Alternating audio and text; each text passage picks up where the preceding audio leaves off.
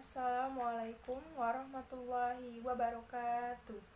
Perkenalkan, nama saya Sabrina Afifah Wulandari, NPM 2051020143. Di sini saya akan mereview sebuah jurnal untuk memenuhi tugas UAS mata kuliah Tahsinul Quran. Judul dari jurnal ini adalah Implementasi Metode At-Tahsin dalam meningkatkan kemampuan membaca Al-Quran pada Taman Pendidikan Al-Quran atau TPA Hunafa, Anak Soleh dan Soleha, Kecamatan Jagakarsa, Kota Jakarta Selatan. Volume 1 nomor 1 yang terdiri dari 13 halaman. Tahun 2018. Pendahuluan dalam jurnal ini adalah pendidikan Al-Quran adalah pendidikan yang paling utama yang harus diajarkan kepada setiap manusia. Sebagai seorang muslim, hal utama yang harus dipelajari adalah tentang kitab suci kita sendiri, yaitu kitab suci Al-Quran. Di samping mengajarkannya, setiap manusia juga harus memahami dan bisa mengamalkan ke dalam kehidupan sehari-hari. Untuk bisa memahami hal itu, maka harus bisa membaca Al-Quran dengan baik dan benar, sebagaimana firman Allah Subhanahu wa taala dalam Quran surat Al-Alaq ayat 1-5 yang artinya, bacalah dengan menyebut nama Tuhanmu yang menciptakan. Dia telah menciptakan manusia dari segumpal darah. Bacalah dan Tuhanmu lah yang maha mulia, yang mengajarkan manusia dengan pena. Dia mengajarkan manusia apa yang tidak diketahui. Di dalam pengajaran membaca Al-Quran, banyak sekali cara atau metode yang dapat diajarkan, yang mana semua itu mempunyai tujuan yang sama, yaitu ingin membantu anak-anak untuk dapat memperlancar di dalam membaca Al-Quran yang baik dan benar sesuai dengan tajwidnya. Pada TPA Hunafa Anak Soleh dan Soleha ini, banyak didapati peserta didik dari sekolah dasar yang kebanyakan dari sekolah negeri. Tentu saja mereka masih awam, bahkan tidak mengetahui cara membaca Al-Quran yang baik dan benar. Dari persoalan tersebutlah menjadi dasar tugas pendidik pada TPA tersebut untuk menggunakan cara yang dapat memudahkan anak-anak dalam mempelajari Al-Quran. TPA Hunafa Anak Soleh dan Soleha dalam metode pembelajarannya menggunakan metode At-Tahsin, yang mana metode ini adalah salah satu metode untuk mempermudah anak-anak di dalamnya untuk latihan membaca Al-Quran. Maka karena latar belakang tersebut, penulis mencoba untuk melakukan penelitian terhadap kejadian ini. Tujuan dari penelitian ini adalah untuk mengetahui sejauh mana dan bagaimana perkembangan dan kemampuan dari para peserta didik yang belajar membaca Al-Quran di TPA Hunafa Anak Soleh dan Soleha ini. Selanjutnya yaitu metode penelitian. Penelitian ini dilakukan di Taman Pendidikan Al-Quran atau TPA Hunafa Anak Soleh dan Soleha di Kelurahan Jagakarsa, Kecamatan Jagakarsa, Kota Jakarta Selatan, yang dilaksanakan mulai dari bulan Februari sampai Juli 2018. Jenis penelitian ini menggunakan penelitian kualitatif.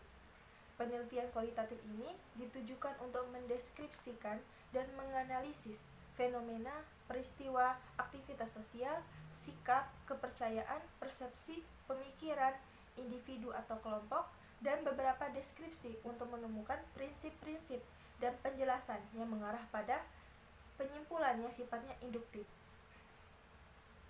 Teknik pengumpulan datanya menggunakan metode observasi, wawancara, dan dokumentasi. Yang menjadi objek wawancara dalam penelitian ini adalah ketua dan santri dari TPA tersebut. Teknik analisis data menggunakan deskriptif interpretatif, yakni mendeskripsikan suatu gejala dan peristiwa yang terjadi pada saat sekarang. Selanjutnya yaitu hasil penelitian dalam jurnal ini. Yang pertama, penerapan metode At-Tahsin pada TPA Hunafa Anak Soleh dan Soleha. Tahsin secara bahasa diambil dari kata kerja hasan, yang artinya memperbaiki atau membaguskan, atau memperindah, atau membuat lebih baik dari semula. Metode tahsin ini adalah suatu kegiatan atau cara yang sudah tersusun secara maksimal untuk memperbaiki dan membaguskan di dalam membaca Al-Quran sesuai dengan tajwidnya.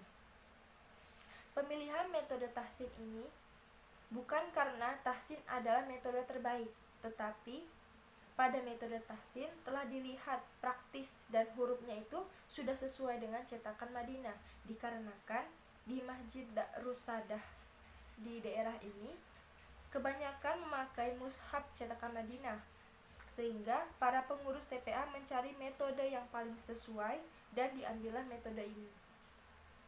Dengan pemilihan metode ini dan memudahkan anak-anak di dalam membaca Al-Quran, karena pemilihan metode ini dalam pembelajaran adalah faktor utama untuk tercapainya tujuan dari pembelajaran tersebut.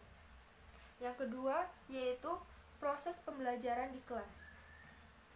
Pembelajaran di TPA ini dimulai dengan membaca doa sekitar 10-15 menit, kemudian murojaah surat-surat yang sudah dipelajari sebelumnya, lalu diberikan tugas oleh ustadz, ustazah atau tenaga pengajar tentang materi hadis, tajwid dan lain-lain.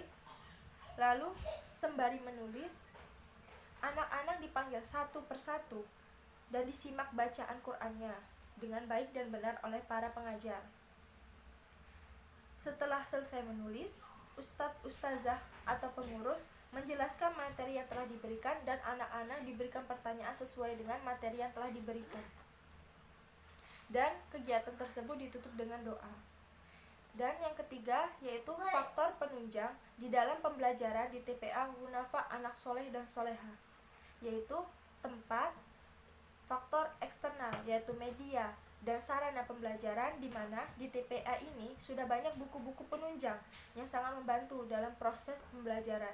Dan yang terakhir faktor internal yaitu guru atau pengajar, di mana pengajar yang ada di TPA ini adalah para pengajar yang sudah mempunyai ilmu yang baik. Hasil penelitian dalam jurnal ini adalah berdasarkan penelitian yang telah dilakukan tentang implementasi metode at-tahsin di TPA Hunafa Anak Soleh dan Soleha, maka dapat diambil kesimpulan bahwa pembelajaran membaca Al-Quran di TPA ini menggunakan metode at-tahsin, yang mana metode ini simpel dan menarik untuk dibaca oleh para anak-anak. Buku at-tahsin sendiri telah terbagi menjadi 6 jilid yang di dalamnya dilengkapi dengan pembelajaran cara membaca huruf dengan benar dan hukum-hukum bacaan tajwid yang jelas, yang setiap jilidnya berbeda-beda sesuai dengan tingkatannya. Kelebihan dari jurnal ini yaitu ada beberapa faktor yang menunjang pembelajaran di TPA ini, yaitu tempat yang nyaman, buku-buku yang membantu para pengajar untuk mengajar ilmu agamanya, serta telah dilengkapi dengan sarana dan prasarana yang baik.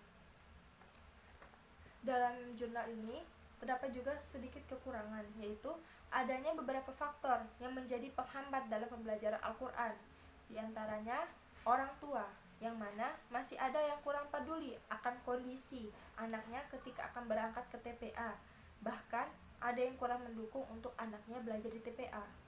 Dan dari segi internal, di mana rata-rata pengajar di TPA ini adalah pelajar atau mahasiswa, yang kadang kendalanya adalah jadwal perkuliahan dan jam mengajarnya berbarengan, sehingga pembelajaran terkadang berjalan tidak maksimal. Mungkin sekian yang dapat saya sampaikan, lebih dan kurangnya saya mohon maaf. Saya akhiri, wassalamualaikum warahmatullahi wabarakatuh.